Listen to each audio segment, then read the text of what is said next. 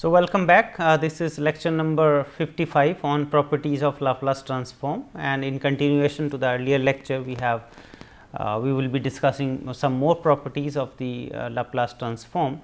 Mainly we will discuss this division by t, that if Laplace transform of f t is given, that what will be the Laplace transform of f t by t, and then the Laplace transform of derivative, that is one of the important result in this chapter, in this lecture, and then also the Laplace transform of integral will be discussed.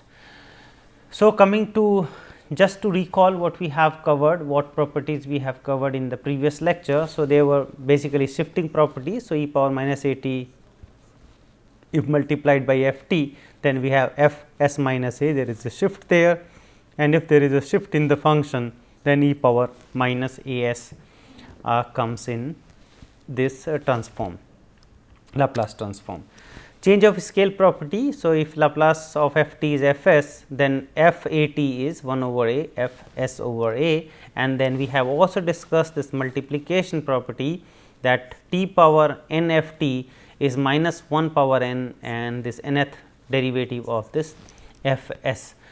So, now we will continue with the division property. So, what will happen if f t is given, then f t by t.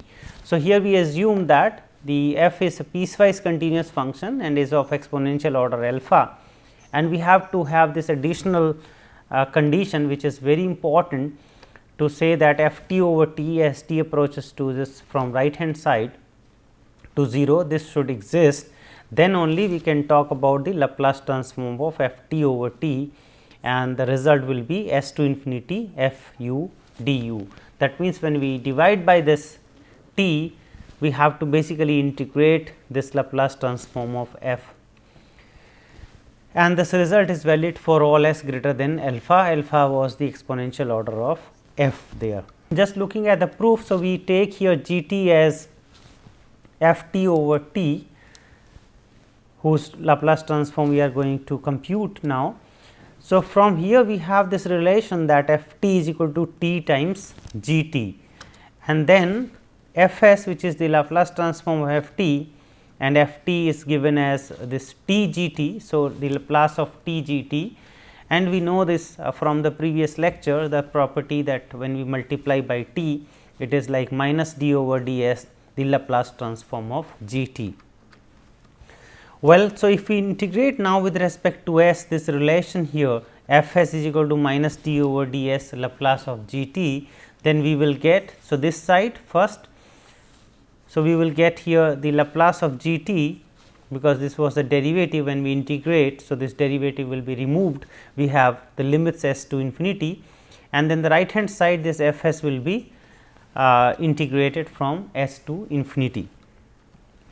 Now, we have to look at these limits here. So, we have this Laplace transform of g t, and we are looking at that what will happen here when this s goes to infinity. This is a function of s, and we are looking at what will happen when s goes to infinity. And remember, in this result where we discuss the existence of the Laplace transform, we notice that if a given function f t is a piecewise continuous function of exponential order, then its Laplace transform goes to 0 as s goes to infinity. So, here we have this function g t. Now, we have to see whether g t is piecewise continuous and it is of exponential order alpha. So, concerning the continuity, piecewise continuity of g t, so here g t is f t over t, and f is piecewise continuous. So, we have the piecewise continuity of t already, and t is anyway continuous. So, other than this, because there is a point here when t approaches to 0. So, other than that, there is no issue about the piecewise continuity of this quotient here, which is we have denoted by g t. But the question is that when t approaches to 0, this limit may not exist. That means, the limit t approaches to 0 plus this f t over t may not exist, because that is not coming automatically from the piecewise continuity of f.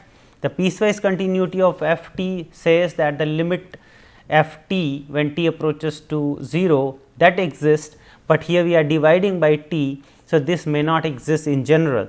So, therefore, we have to say that this limit f t over t exists, and this is exactly to make this function g t as piecewise continuous. So, the function g t is piecewise continuous because this is a ratio of this function f t divided by t, and as t approaches to 0 we have this additional assumption that f t over t exists. So, this is very important for the piecewise continuity of function g t. Regarding the exponential order, since f is of exponential order and here we are talking about this division by t, and normally we look at this limit t approaches to infinity. So, if this f t has this boundedness by the exponential function, definitely here we are dividing even by t. So, this f t over t will definitely have the boundedness for large values of t. So, the exponential order alpha is not disturbed by dividing t, and this piecewise continuity is maintained because we have this additional assumption that f t over t limit t approaches to 0 plus exists. So, having this g t piecewise continuous function of exponential order, this its Laplace transform will go to 0 as s approaches to infinity. So, the first limit here will be 0, and then when we substitute this s, so we have simply the Laplace of g t, and the right hand side we have s to infinity f s d s, and this is the result we want to prove. For its counterpart, the inverse Laplace transform. So, we say that if L inverse f s is f t, then the L inverse of this integral s to infinity f s d s will be f t divided by t. So, we will discuss some examples now. So, we want to find, for instance, the Laplace transform of this function f t as sin a t over t.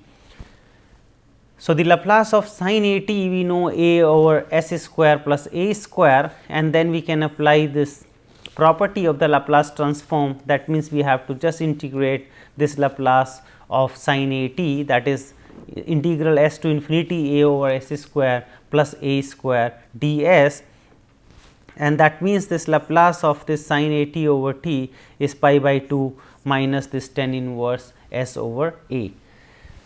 The next example, we want to find the Laplace transform of this function. Again the similar situation, it is being divided by t here. So, if you find the Laplace transform of 2 sin t sin hyperbolic t, and then we can apply this property division by t, and we can get this Laplace transform of this given function. So, Laplace transform of f t by t is s to infinity f u d u. So, we have the Laplace transform of f t, Laplace of sin t e power t minus e power minus t d s, and the Laplace of this sin t e power t minus e power minus t, that we can compute as Laplace e power t sin t and minus Laplace of e power minus t sin t. So, here both the places we can use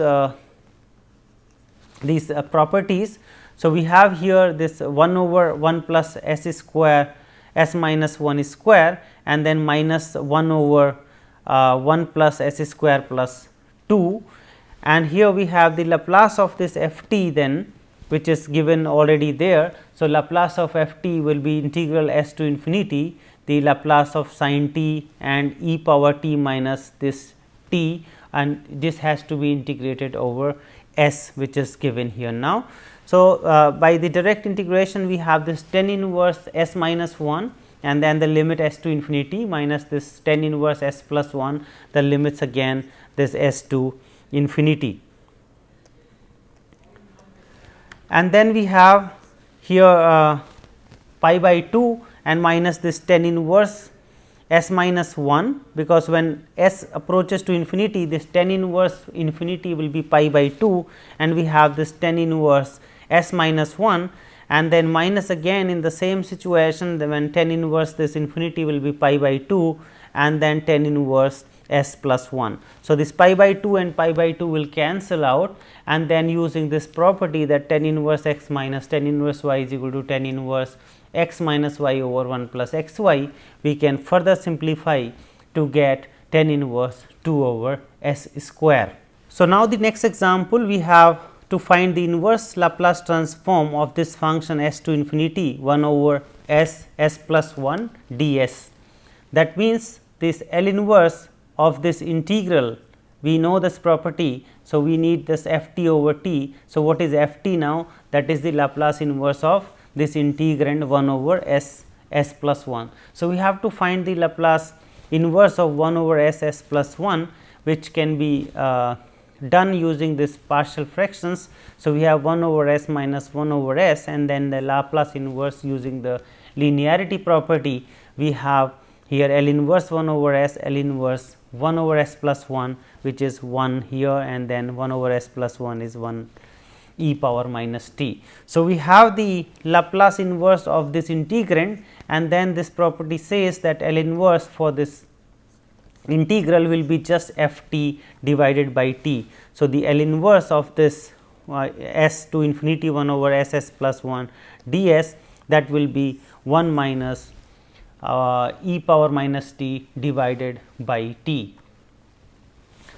Coming to the Laplace transform of derivatives. So, we have this the so called derivative theorem, and indeed this is one of the important results in this transform calculus, because it has several applications for solving integral equations, differential equations, including ordinary and partial differential equations.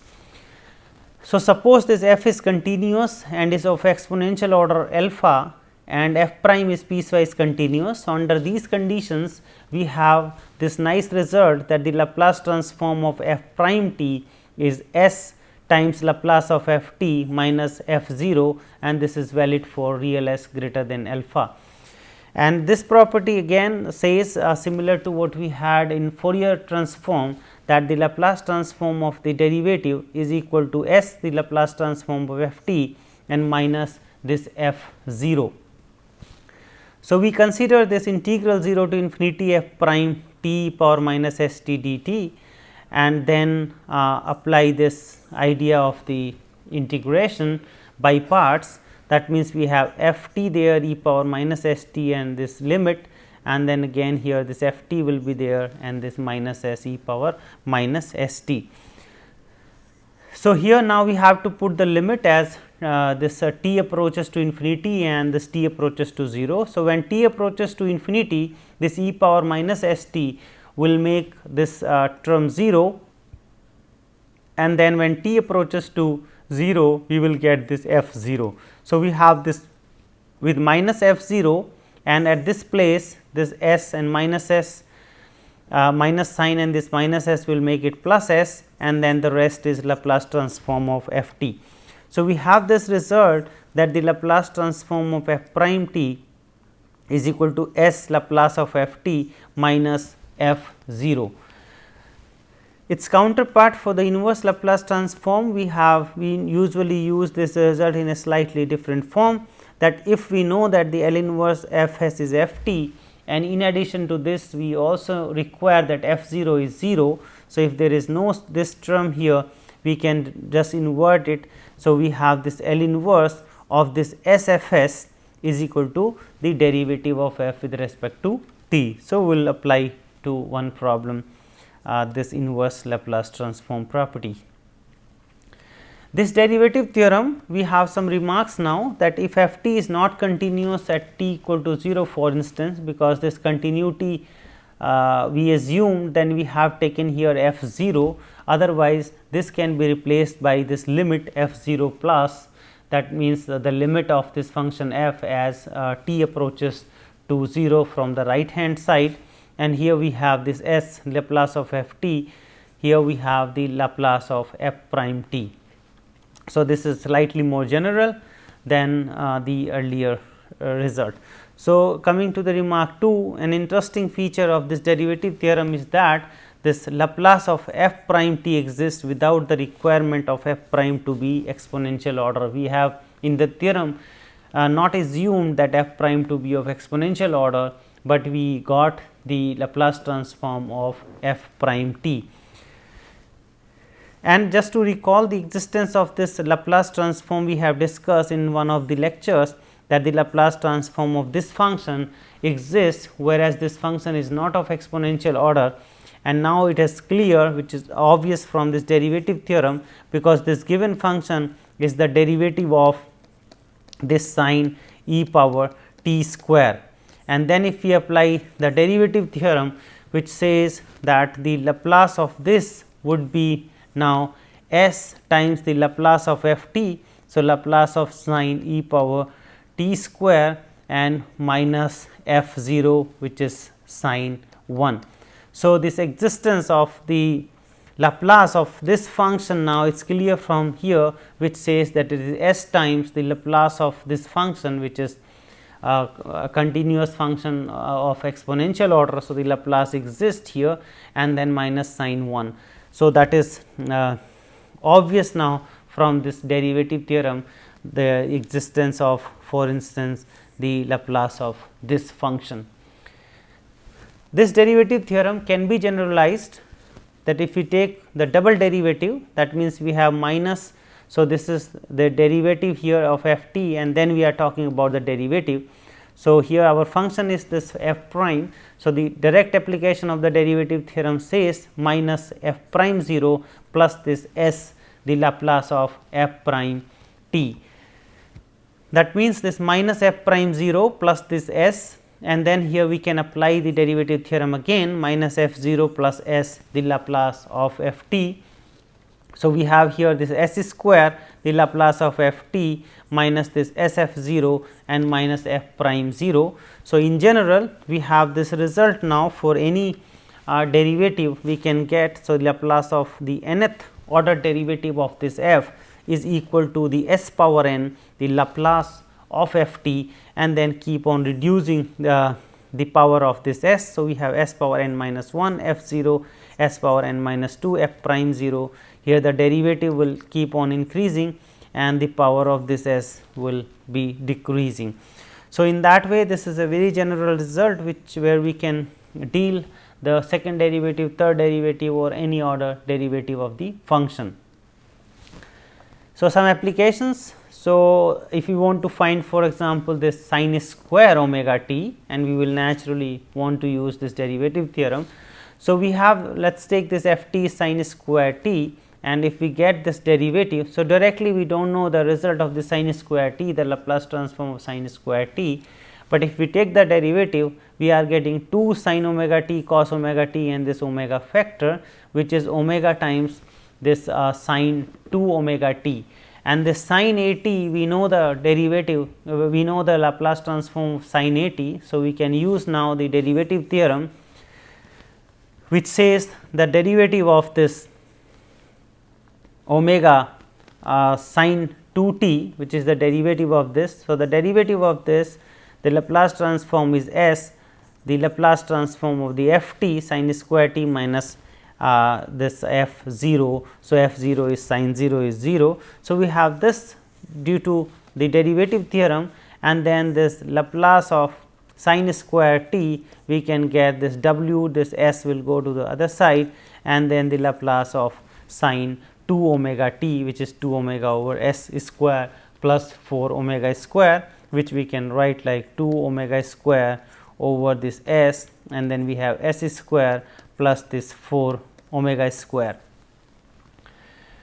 Well, so here we using this derivative theorem, we will also find the Laplace of t power n, which we have already evaluated, but this demonstrate using this derivative theorem how easy is to get this Laplace transform of t power n. We know that if we have this f t is t power n, then its first derivative is n t n minus 1, then n minus 1 t n n minus 1 t power n minus 2, and so on. The nth derivative will have just the factorial n. And if we use this derivative theorem that the Laplace of f, the nth order derivative is given by this one.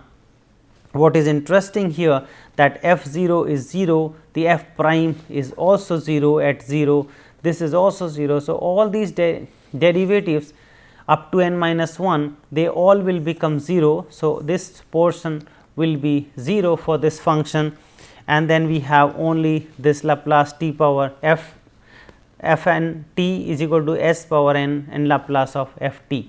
So, applying this, the left hand side we have the Laplace of this nth derivative, which is factorial n.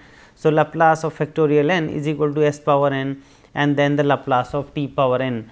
The Laplace of this 1, because factorial n is a constant. So, here Laplace of 1 we know it is 1 over s. So, we have 1 over s from here with factorial n, and then s power n will go to the denominator there. So, we have the result that the Laplace of t power n is factorial n over s power n plus 1.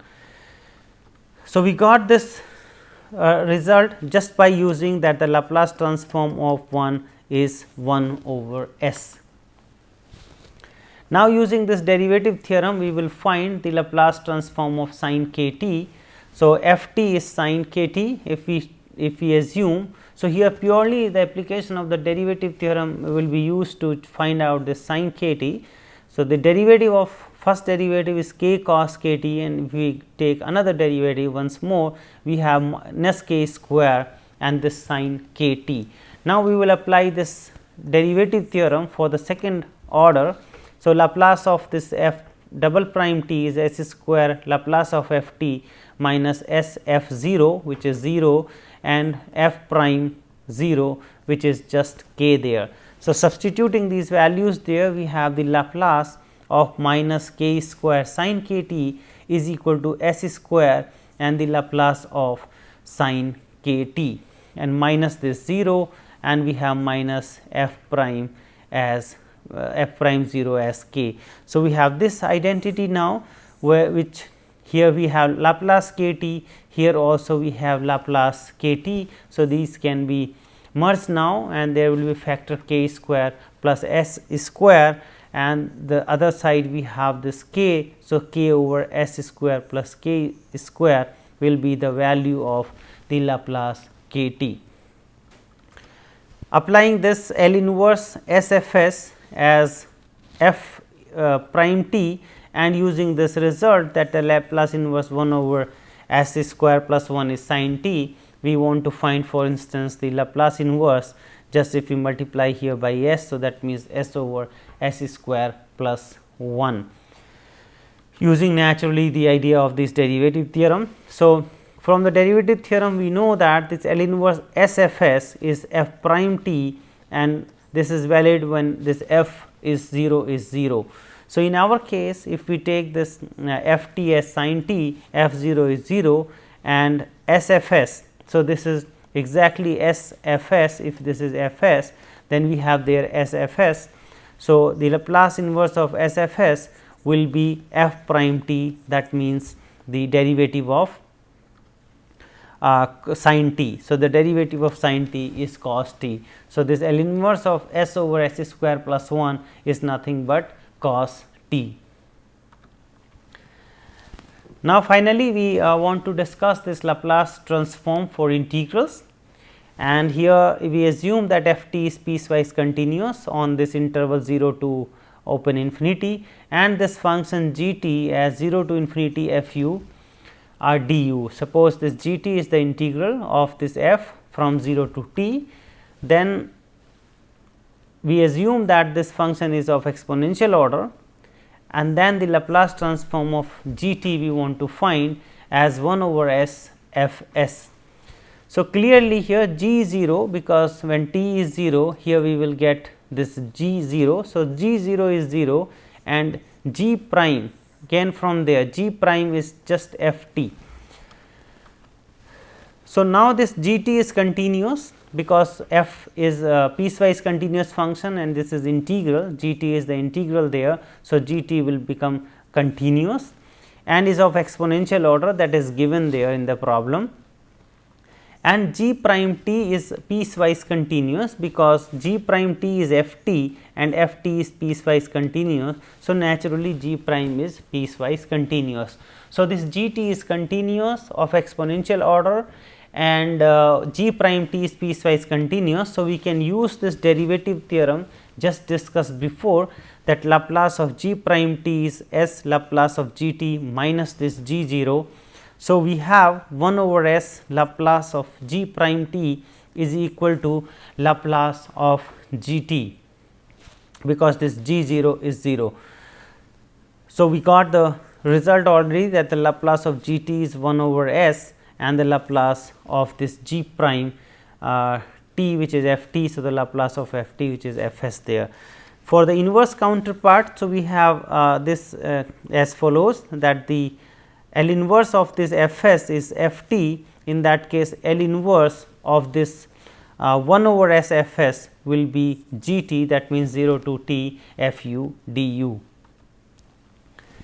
Coming to the example, so we discuss here that it is given that sin t over t, the Laplace of this is s to infinity 1 over 1 plus s square d s, and we want to find the Laplace transform of this integral 0 to t and sin u over u. So, if sin t over t is given, then what is the Laplace of the integral of this sin t over t? We know the result that the integral of the Laplace of the integral is f s over s. So, basically we have to get just f s. The f s is the Laplace transform of this integrand here, that is sin u over u, and that Laplace is given already in the problem. So, the Laplace of this integral will be 1 over s, the Laplace of sin t over t, which is already there, s to infinity 1 over 1 plus s square, and this 1 over 1 plus s square is tan inverse s, and then the limit s to infinity, which is tan inverse infinity is pi by 2 minus this tan inverse s, and this pi by 2 minus tan inverse s is 1 by s cot inverse s. So, this is done for the integral. The next is find the Laplace transform of this integral 0 to t u power n e power minus this a u. So, again we will apply this, that the integral here of this f u d u. So, here f u is u power n e minus a u, and so we have to get just the Laplace transform of this, and then we can just divide by s. So, the Laplace transform of t power n e power minus a t by this shift theorem, we know already that is a factorial n over s plus a.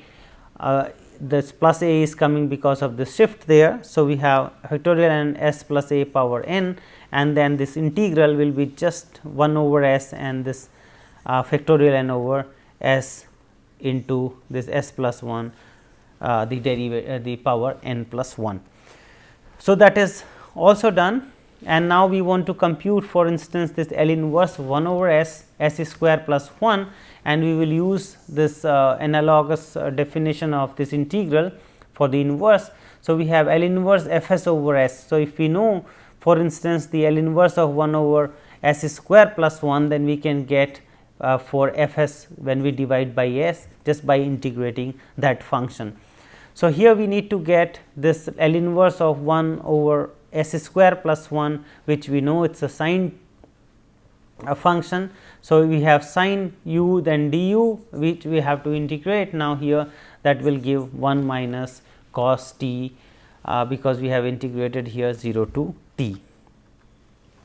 The last example, we want to find this sin inverse, find this inverse Laplace transform of s minus 1 over s square into this s square plus 1. So, here we have this s there, which can be handled with this derivative theorem, with this division theorem. So, we need to find L inverse of s minus 1 over s square plus 1, which again the linearity says that this is L inverse of s over s square plus 1 minus L inverse 1 over s square plus 1. And then here we have cos t, and then this is sin t. So, if we just consider this 1 over s there, that means we have to integrate this 0 to t, that means 0 to t this cos u minus sin u over this du. So, here we have the cos will be sin this t and sin will be cos u. So, we have the cos t, and then cos 0 1 will be also coming there.